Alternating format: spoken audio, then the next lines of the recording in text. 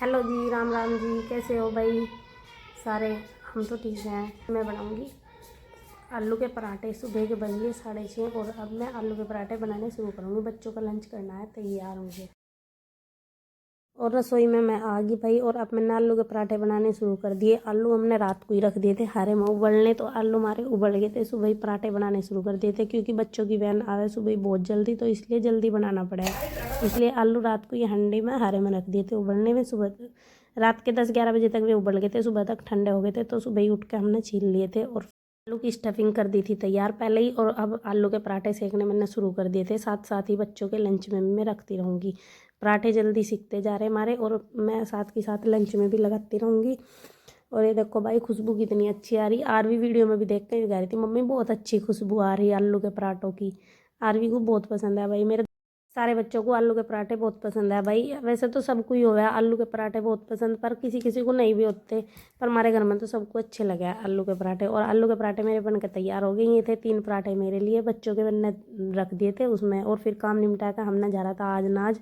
और ये पलवित देखो नाच झरवा रहा था पूरा।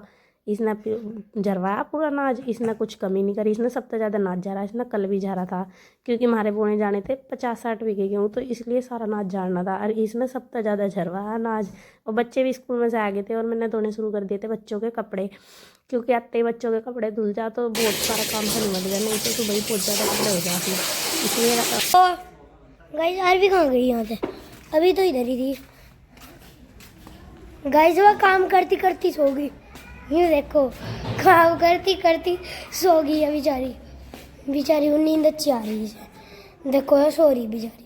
काम काम काम काम करा नहीं, सो जाएगी, सो गई।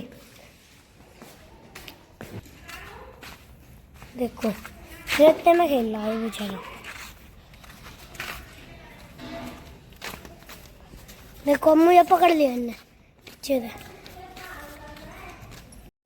और शाम के खाने की होगी भाई तैयारी। और आज हम बनाएंगे शाम के खाने में साग और बाजरे की रोटी। साग हमारा हंडी में चढ़ गया और अब देखो ये बस अब थोड़ी देर में हो जाएगा बनकर तैयार।